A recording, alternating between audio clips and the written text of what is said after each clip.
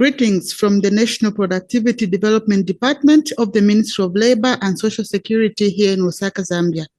Welcome to the third edition of the Productivity Z360 Expert Talk.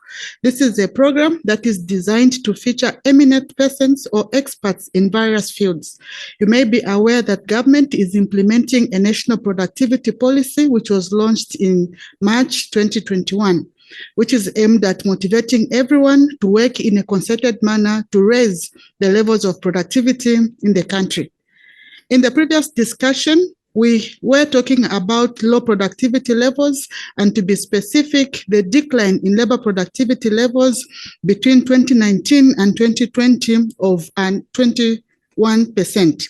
And so in trying to raise these productivity levels, the ministry is undertaking various activities to ensure that we build the productive capacities of individuals, institutions, and the nation. So today we are here again to talk about another key important component of productivity improvement, and this relates to decentralization of human resource management functions.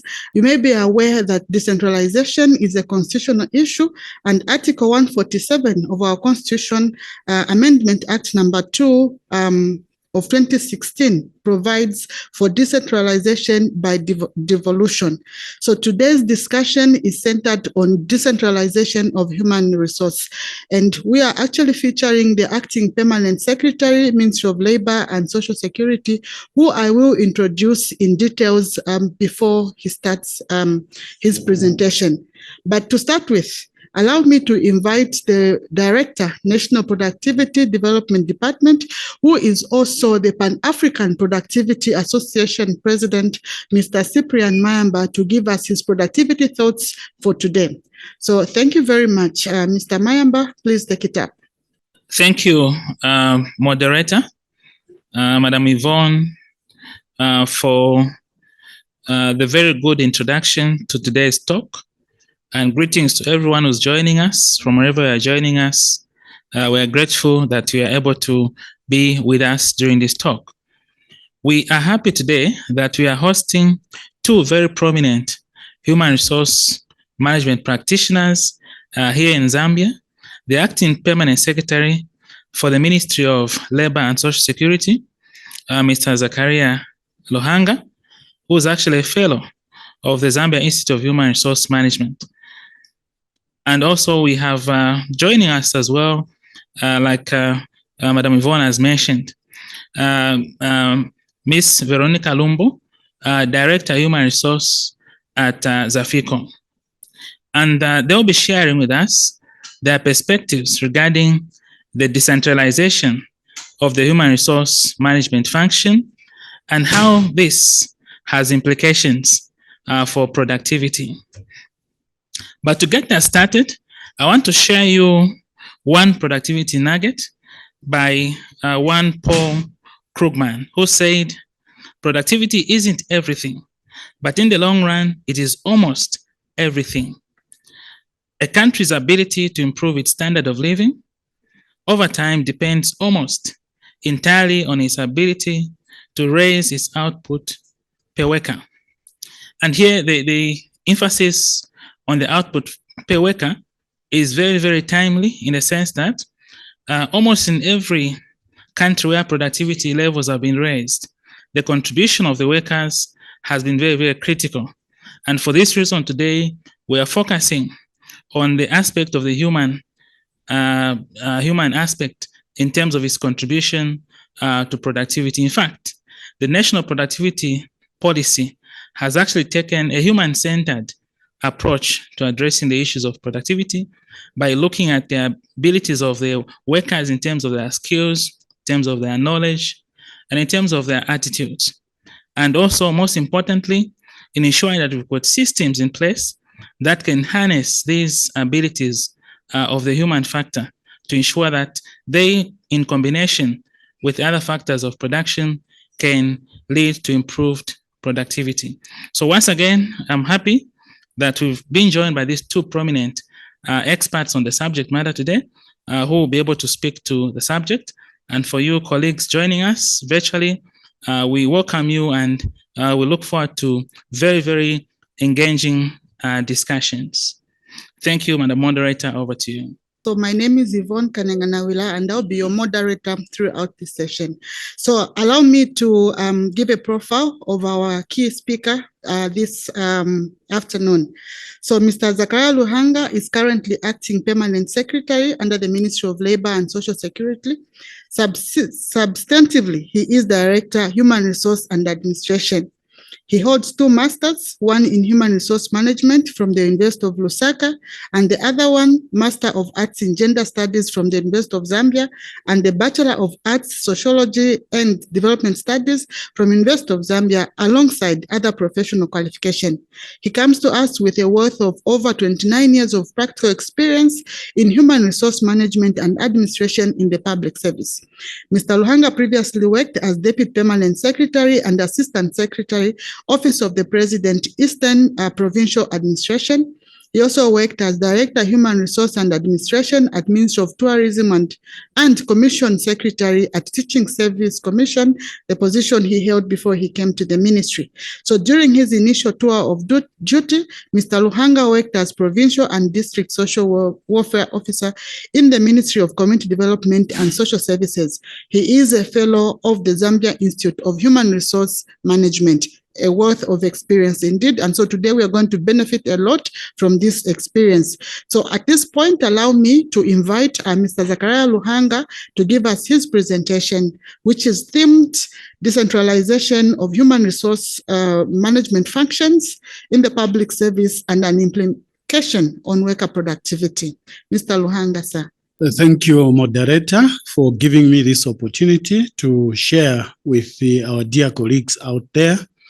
First and foremost, I want to say thank you to the National Productivity Development Department in the Ministry of Labor and Social Security for giving me this opportunity to share, particularly in the areas of decentralization of human resource functions in the public service. My presentation outline is as follows. The first, I will talk about productivity and human resource management so that we set the context. Then I'll also look at decentralization of human resource functions. I'll end by highlighting on the linkages between productivity and good human resource management. Now, first and foremost, we want to appreciate the context, productivity and human resource management. There's this famous quote by the former US President Abraham Lincoln, which states, "If I had 6 hours to cut down a tree, I would spend the first 4 hours sharpening the axe." Even before I look at the pictorial presentation, which is on the immediate right, just looking at the 6 hours in sharpening before you spend just a few hours in cutting the tree, what does that mean? What it means is for us to be productive, we need to scan our environment and ensure that we come up with processes that will make our work be done in a very enjoyable manner, but very productively. So basically, that's what we are learning from this great philosopher, if I may call him that way. So if you look at this pictorial presentation, which is here, we have a man who is struggling to pull this ox cart. It has got wheels. Instead of them being round, they are in a squared shape. And if you look at the proper wheels, there is the one which he is carrying. Instead of putting them there so that it moves smoothly. So if you look at sharpening the tools, even just from this picture, it's very evident that our dear colleagues were struggling, and yet the solution was within themselves. So when we are talking about productivity and human resource management, we need to look at how we can sharpen our tools so that our work becomes very enjoyable and at the same time productively. Now this takes us to the definition of productivity. I know there are so many types of definitions, but for the purposes of my presentation, allow me to concentrate on this one, which states productivity is equal to efficiency and the effectiveness. That is efficiency plus effectiveness times attitudes. That's what gives you productivity. Yes, when you talk of attitudes, we are saying these are human attributes that may determine productivity.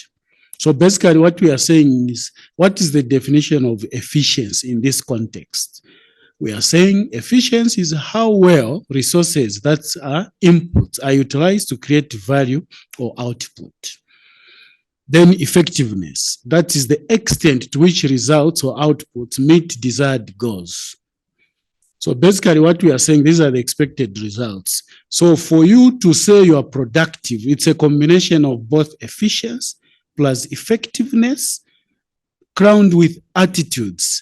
If these three attributes are in place, then you expect an individual or entity to be productive. If you just you are efficient, but you are not effective, you cannot be productive.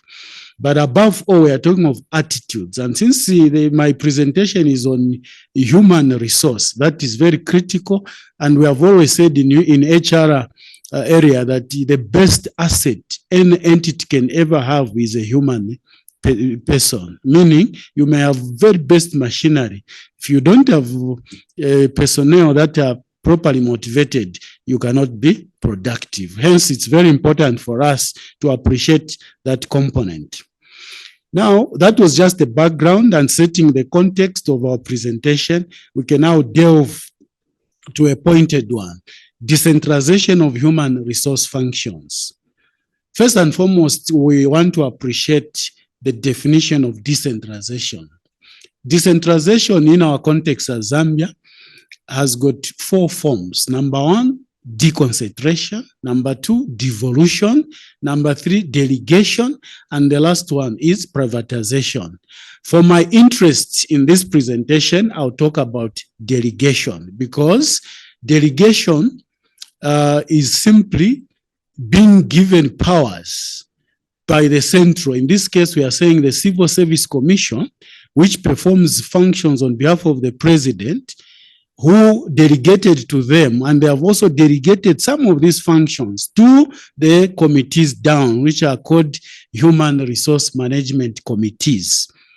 Well, for the sake of just appreciating in a summary form, deconcentration, devolution, and privatization. Devolution simply means functions follow the duties or the assignments using the legal provisions. Like in our context, we are saying the local authorities have been, some functions have been devolved to them, meaning they have got the powers using the law for them to perform those functions. That's what devolution is all about.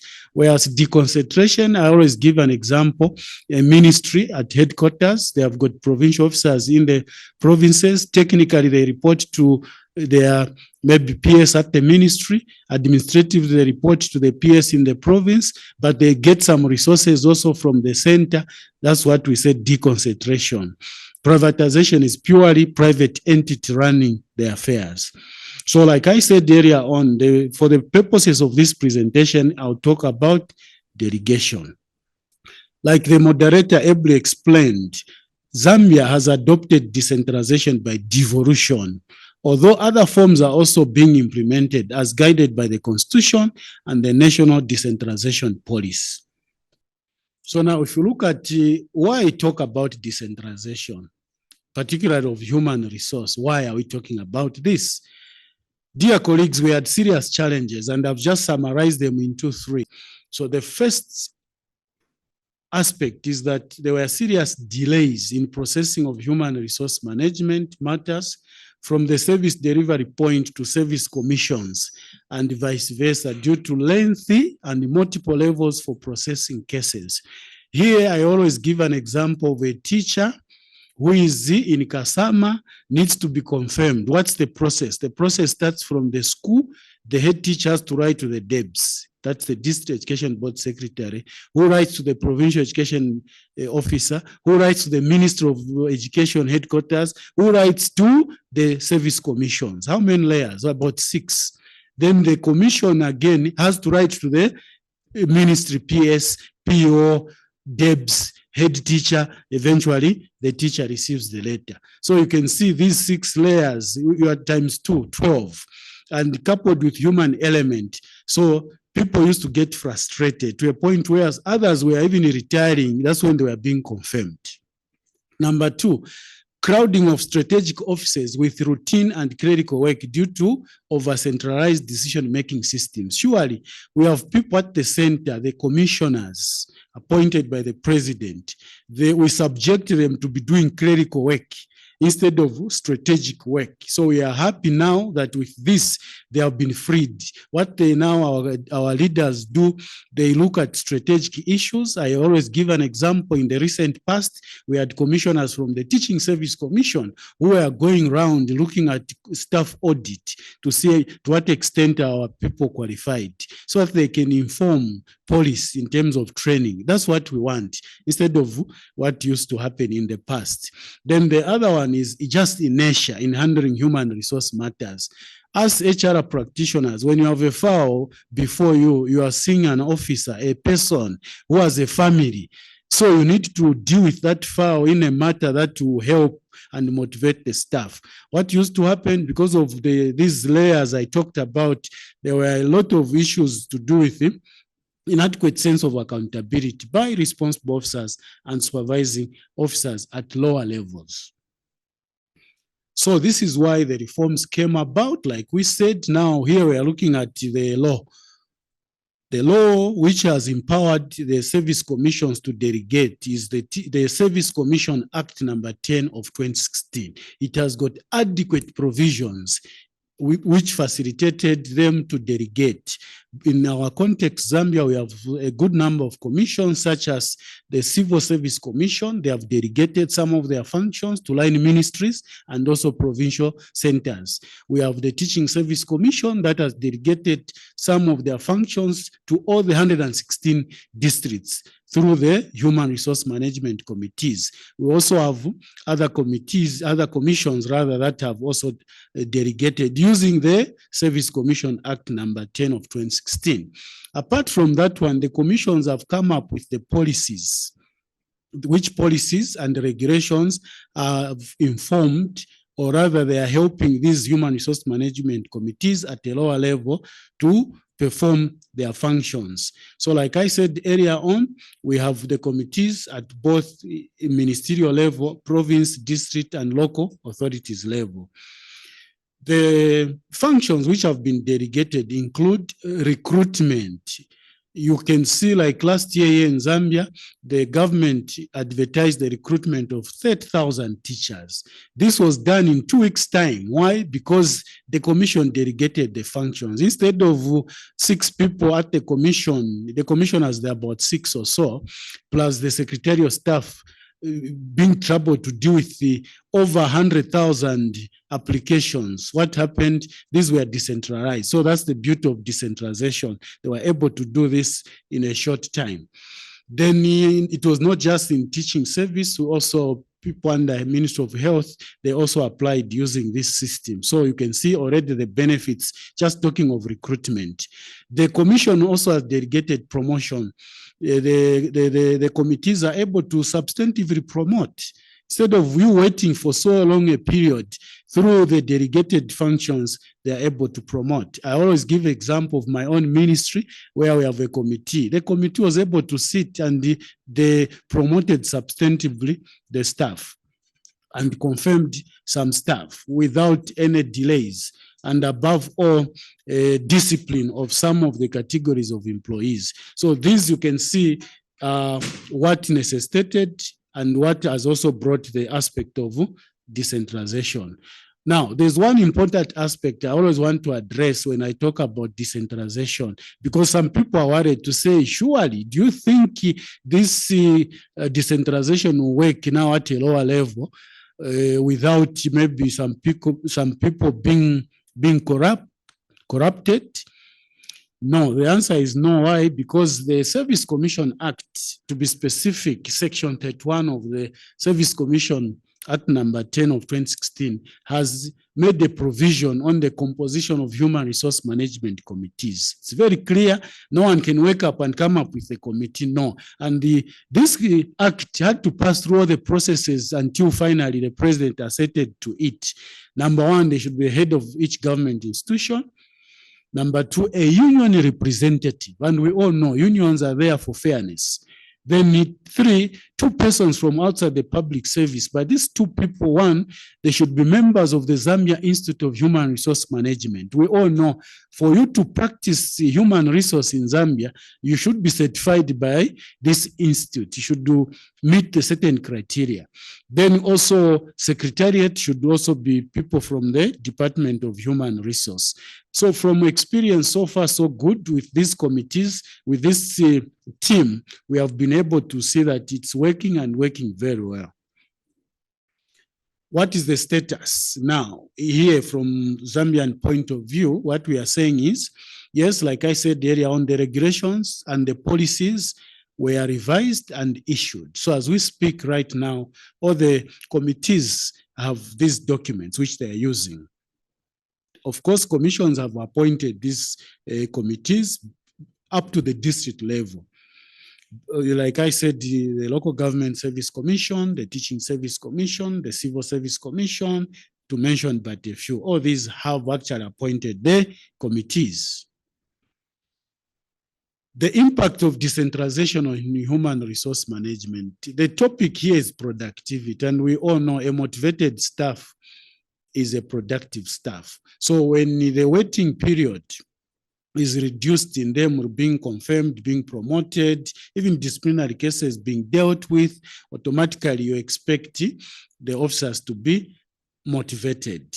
Reduced workload, like I said, at strategic level, the commissioners now can think through and see how best they can come up with strategies to recommend to government to change certain policies instead of spending a lot of time on transactional matters. So that has brought increased the employee motivation as some degree of decision-making responsibility has been decentralized to the lower level. People at the lower level can choose, we want in this type of officers and not the other. Again, talking of maybe education, they would look at what they need the areas. Instead of receiving teachers of history, meanwhile they need mathematics. It's up to them, they can choose. So you can see that's one of the benefits of decentralizing, because you scratch where it is itching. Positions which fall vacant due to retirement or otherwise, they are filled in no time because the committees have been given powers to make these decisions and indeed recommendations. So as I conclude, establishing the link between productivity and effective human resource functions, like we are saying, the main topic here is productivity, and we are saying that you cannot be productive if you have demotivated staff. So we are saying first and foremost, you should also look at the environment where these officers are operating from. The environment needs to be conducive. So you need to ensure that officers are equipped with necessary tools. Remember in my preamble, I quoted Abraham Lincoln, who said, you need to take time to sharpen the tools. That one is very important. So sufficient time to enhance productivity and quality of service delivery if you look at the environment. The success and sustainability of productivity initiatives depends on the contribution, cooperation, and commitment of employees and their management. That's why we appreciate our colleagues in productivity development department in the ministry. Whenever they go out, they start meeting with management even before they drill down to the staff, because you cannot do things in isolation. You just meet management without the staff or the staff without management. You need to bring them together so that you understand and appreciate the challenges and come up with the strategies on how now you can deal with those issues.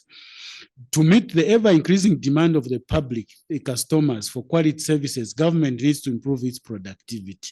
We all know that government spends a lot of resources on employing salaries and the like. All what is expected is for the public to get the best in terms of service delivery. Then improvement of productivity and quality is dependent upon how employees behave at work. This is according to OPATHA 2015. And to buttress this point, I wish to share with you this slide by our Republican president. And this was just said by our president last week. And I quote, "Don't be deceived. People report for work at 07 hours in the morning and they leave at 18 hours. And when appraisal comes, you would think that is the best worker. No. The time they are in the office at 07 hours up until 18 hours, they are on the social media. So what do people do when they are at work? So basically here we are saying, as the human resource practitioners, together with management, we need to come up with measurement tools to ensure that people are productive. Wouldn't mind someone coming at work at 10 hours and leave at 14 hours, for argument's sake, but they're able to deliver their KPIs, than someone come at 05 hours and leave at 20 hours, and yet the output is zero. So the challenge is we come up with tools to see how best we can measure productivity. And I think I'm happy within the ministry, this is being seriously looked at by our colleagues in Productivity Development Department. And going forward as government, we should be able now to leverage on what will come out of this, so that it's not business as usual. Even when we are picking people for Labor Day, we should pick them based on a criteria that is fair, objective, than what I always say, some pick officers based on, last year we picked on you. The other one is like it's a queue, it's predetermined. We don't want that. How do you motivate the hardworking staff? So as I conclude, I want just to appreciate what our government has done in as far as appreciating and motivating the human resource here in Zambia is concerned. Number one, there's a lot of capacity building, both short and long term. As we speak now, we have directors, assistant directors, and their equivalents. They are meeting in Kafue Gorge, undergoing a change management training at a huge cost. Why? We want to do things in a different way to contribute to national development. We have a lot of officers who are also in these universities studying diploma, masters, some PhD at a cost, huge cost from government. How do we pay back is by being productive. Well, otherwise, that would be a sheer waste of resources. We are also aware that government last year recruited over 40,000 public service workers. This year, 7,500 are being recruited.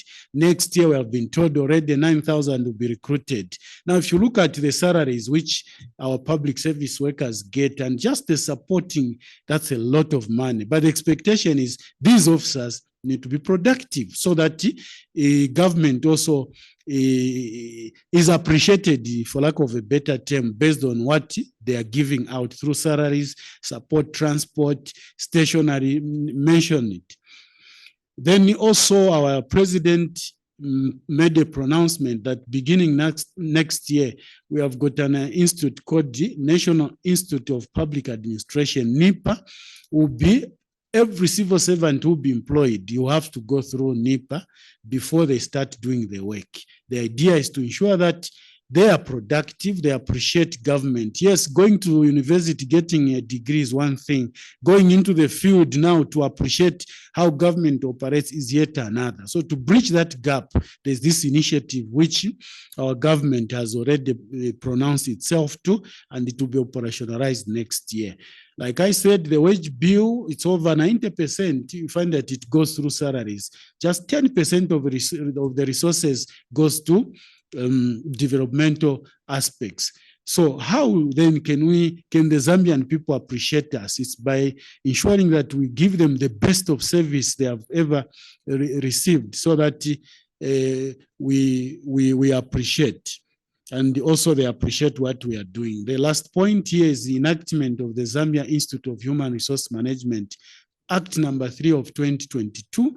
This has also given the institute a bit of teeth. One, to ensure that practitioners are qualified. Secondly, employers only employ HR practitioners who are qualified. So that has brought a bit of decency in the profession, reduce disputes, because you are able to interpret the policies of the company very well and keep on sensitizing and also representing both sides very well. So these are some of the good initiatives that are aimed at enhancing productivity in our country. Conclusion. The conclusion, there's just a quotation by Paul Mayer, which goes as follows. Productivity is never an accident. It is always the result of a commitment to excellence intelligent planning, and focused effort. So that's our core. We just need to spend time to ensure that we plan and do the very best. Otherwise, if we want to believe that something will just happen by accident, we'll continue doing the wrong things and we expect nothing. Last and the very last is that in productivity and Kaizen, we say today must be better than yesterday and tomorrow better than today. Thank you very much. Thank you very much, Acting PS, for that brilliant presentation. You indeed have highlighted a lot of very important points for us to consider. So government has provided an enabling environment for public servants to be more productive. And so we are hoping that through this initiative, all public servants are going to be more productive. Remember that productivity in the public service is actually most desired as it is the engine for growth of the private sector. And so we have another powerful discussant who is also an HR practitioner who is joining us today. Just allow me to read her profile for you to appreciate the wealth of experience that she comes in. So our discussant for today is Veronica Lumbo, who is a seasoned strategic thinker, HR practitioner with over 15 years diverse experience gained from the NGO, telecommunications, service, banking, and forestry industry. She has deep knowledge of all HR disciplines and has successfully supported organizations she has worked for in driving business strategies, change management, and managing other aspects of human capital. She holds an MSc in labor relations and human resource from the University of Rhode Island, USA, and the BA in demography and economics from the University of Zambia. She also mentors people who want to grow in their careers and take over leadership roles. Veronica's human resource career started from Zambia Breweries, where she served as an intern. She is currently serving as Director of Human Resource for Zambia PLC. Prior to joining Zambia PLC, she held the position of Human Resource Director for G4S Service, Country Head HR for EcoBank Zambia Limited, Employee Service Manager, HR Operations, Analysis Manager, and Talent Acquisition and Management Manager for Airtel Networks, HR Manager for Sidco, and Human Resource Manager for World Vision Zambia. Veronica has won a number of academic and employee awards. She has recently been appointed to serve on the Staff Administration and Legal Committee of the Zambia International Trade Fair Trust. A wealth of experience from our discussant today. It is now my honor and privilege to invite Veronica Lumbo to give her reflection from the perspective of the quasi and private sector in terms of decentralization of human resource functions. Veronica is joining us via Zoom from Angola.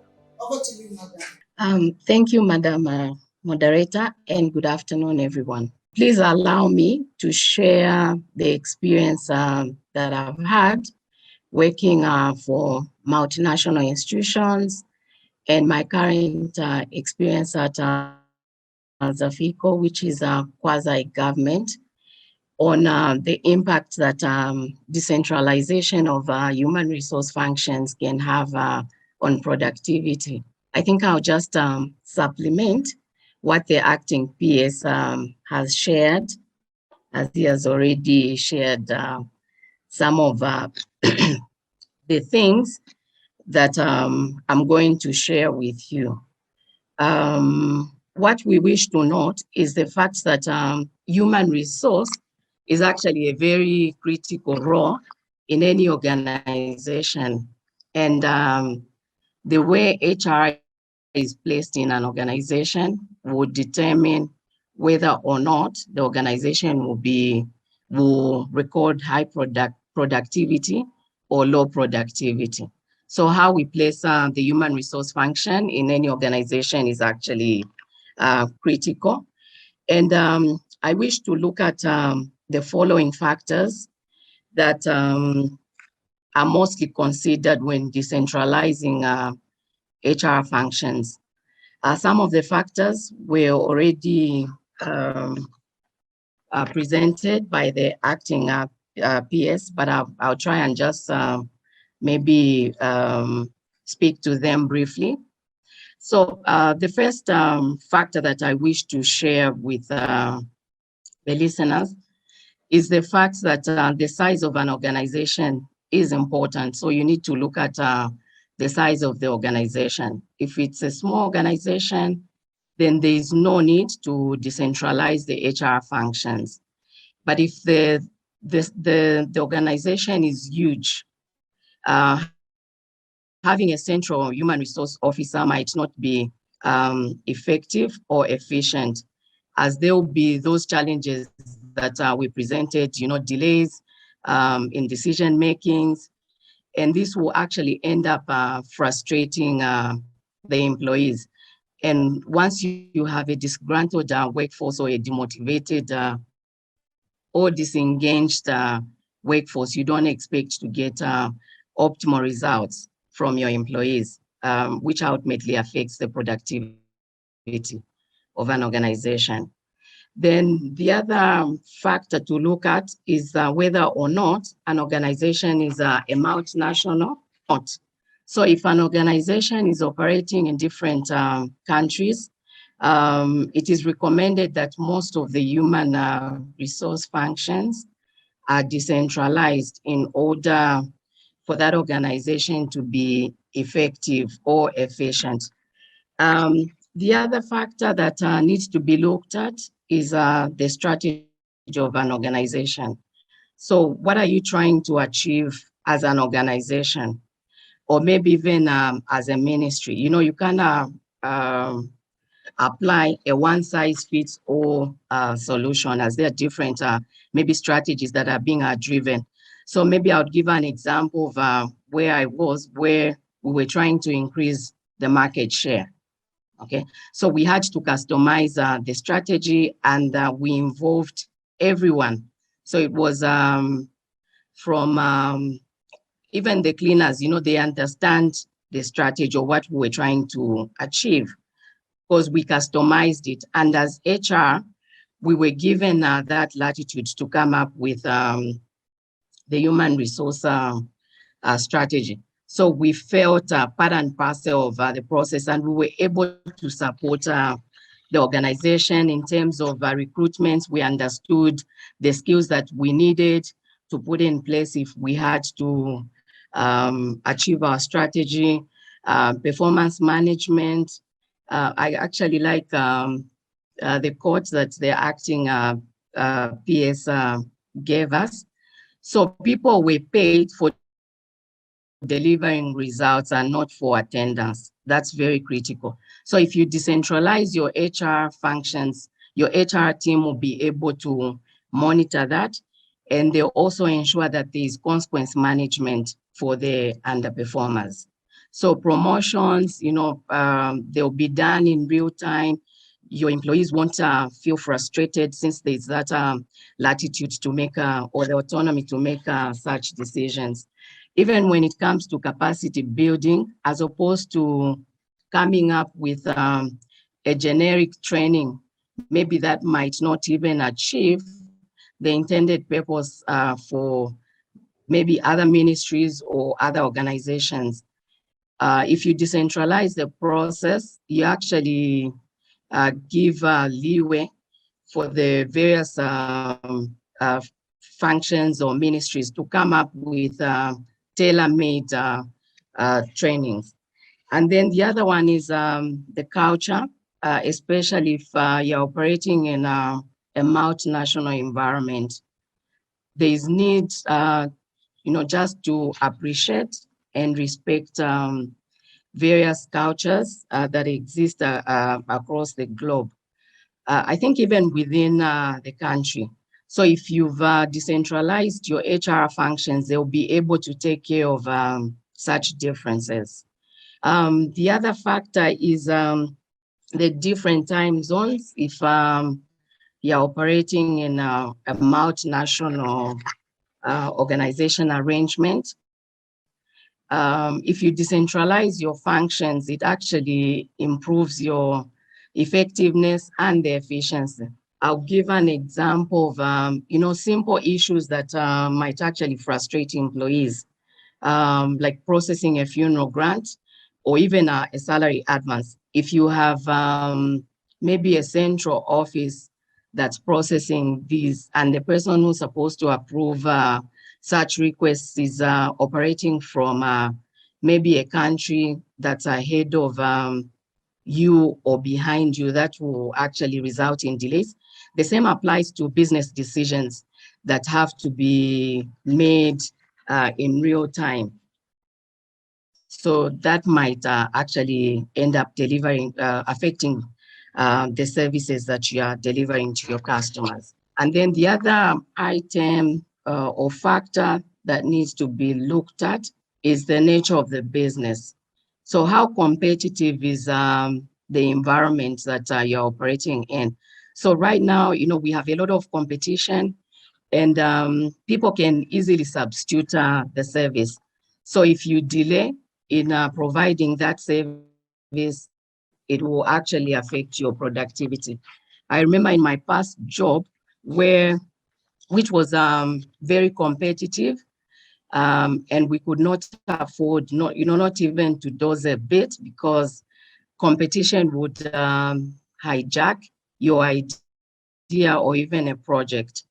So we were actually given the autonomy to make decisions, and we were told that we were better off making a wrong decision than none at all. Moreover, at the time this decision was being made, it was the right decision. So this actually made us feel part and parcel of the business, and we made sure that we put in our level best to achieve optimal results, and we actually recorded good results. And then the other factor is the different labor laws and regulations. I'll give an example of maybe payroll. There are different tax regulations and other regulations that govern how payroll is processed in different countries. Actually, I think even in various ministries or different parts of the same organization. So these needs to be taken care of so that you don't end up exposing your institution to any potential litigation. Then the last part is factor is the structure of the organization. I think especially the human resource team. So you need to look at how your HR is structured. Is it a lean structure? Do you have enough manpower to decentralize your human resource function? And then the other, I actually like the fact that there's capacity building that's being undertaken. So competence of your HR team is actually very critical, because if you have an incompetent team, then it will be a recipe for disaster. So they won't be able to manage the HR functions professionally and effectively. And my last comment is that as we try to decentralize the human resource functions, it is important to provide the standards, regulations, policies, which is what has been done from what the acting PS shared in his presentation. Because if this is not done, then you might end up creating different work cultures, different organizations. Thank you, Madam Moderator.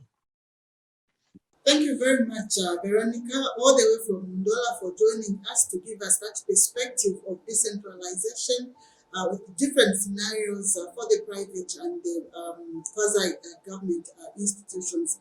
We have learned quite a lot, and I'm sure the participants have gotten so interested in what you're talking about. And so a lot of questions, I think, are going through in our listeners, and they're now ready to ask all the questions. So this platform will remain open for you to post all the questions and comments about the presentations that have been given to us from the perspective of the public service to the perspective of the quasi and private sector. So as we come to the end of this program, I'd like to thank the presenters who have ably given us what is expected in terms of productivity for workers in line with the decentralization of human resource functions. So to close, allow me to invite the Director, National Productivity Development Department, who I said is also President of the Pan-African Productivity Association, Mr. Cyprian Mayamba, to close this session. Thank you, moderator, and indeed, most grateful to the eminent presenters today who have elaborated quite extensively on the subject of decentralization of human resource functions. And what has come out very clearly from the discussion today is that obviously stressing the importance of the human aspect to productivity improvement, as well as the fact that to manage humans, you need to do it in a very efficient manner. And for that to happen, the HR functions, as much as possible, must be close to where the work is being done to avoid delays and also to avoid demotivation that may arise due to long processes that have got to do with HR transactions such as promotions, confirmations, etc. Our discussants today from our main speaker, Acting Permanent Secretary for the Ministry of Labour and Social Security, Mr. Zechariah Luhanga, and Ms. Veronica Lumbu, Director, Human Resource at Zafiko. They have, in today's discussion, given us various perspectives, both from the central government point of view to the quasi-government point of view, private sector, multinational, and non-profit making. And in this discussion, we've learned and appreciated the reasons why proper management of human resource is critical for productivity improvement. And in closing, I just want to emphasize and stress the fact that whilst it is well acknowledged that to improve productivity in future, we may need to also adopt technologies that may help or enhance our efficiencies. But it's also necessary to appreciate that in doing so, we'll also have to bring the human component to aspect on board in terms of the need for them to upskill or reskill, for them to be able to apply the new technologies, for them to be able to apply the new knowledge which comes with the new inventions or technological advancements. And most importantly, the future of work holds that our work environments in the future are going to be different from what they've been in the past. And so this requires a whole paradigm shift. And this is why we've emphasized in the National Productivity Policy the need for a mindset change for productivity improvement. Once again, thank you very much for joining us for this talk. We're looking forward to the next talk, which is going to happen next 1 month. On the 7th of November 2023, we'll be hosting yet another exciting Productivity Z360 talk. So we're looking forward to having you on board, our esteemed followers and listeners on this show. We wish you a very productive week ahead, and as we close the year, we're wishing that we're going to be able to achieve the key performance targets you have set for yourselves, and also that you'll be able to set even much higher performance targets as we go into the next year. We wish you well, and goodbye from us.